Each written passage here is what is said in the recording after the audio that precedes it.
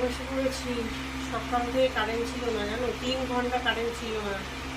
পুরো ঘেমে ঘুমে শরীর অস্থির হয়ে গেছে। এখন কি করবো, সবজি কাটছি। অনেক দেরি করে রান্নাঘরে আসলাম, গরমে আর ভালো লাগছিল না। আর এই বর্ষাকালে না সবজিগুলো সব কি বলবো, ফ্রিজে রাখলে কেমন যেন একটা হয়ে যায়, আর পচা পচা মতন ভাব হয়ে যায়।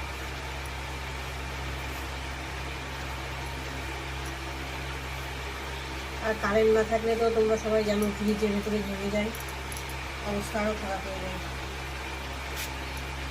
3 ঘন্টা কারেন্ট নেই, 3 ঘন্টা বাদে কারেন্ট আসবে।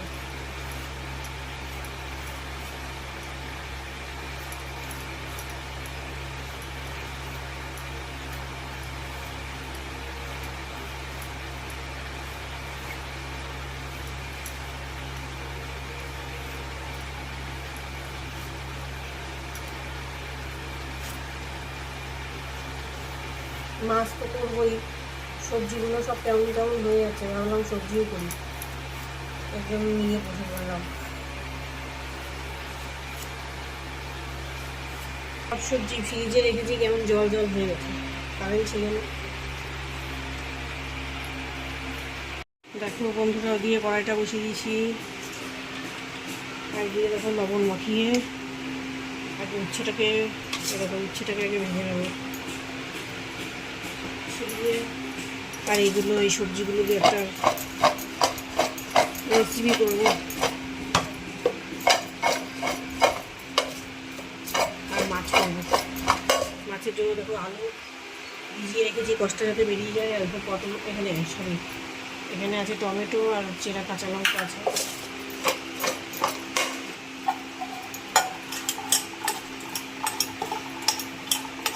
উচ্ছেটাকে আগে ভেজে নিয়ে তারপরে এগুলো করবো, নাহলে উচ্ছে একটু লাল লাল করে ভেজে না নিলে কাঁচা কাঁচা থাকলে তেতো বেশি লাগবে। দেখো বন্ধুরা, ভাতটা ফুটে উঠেছে। একটা সবজি করেছি সব কিছু দিয়ে।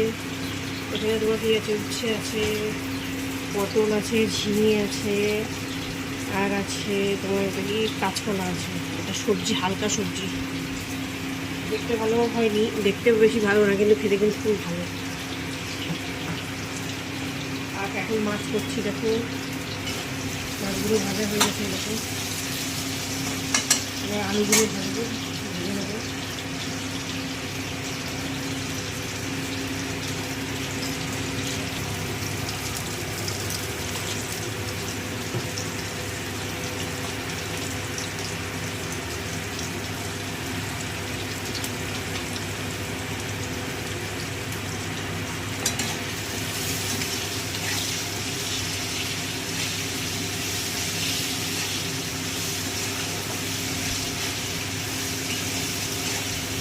মশলাটা কষাচ্ছি, মাছের ভাতটা উপর দিয়ে দিয়েছি। এরকম মাছগুলোকে দিয়ে দেবো।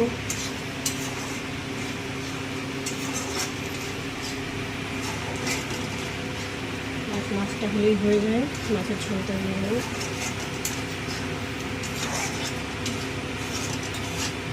তেলাপিয়া মাছ।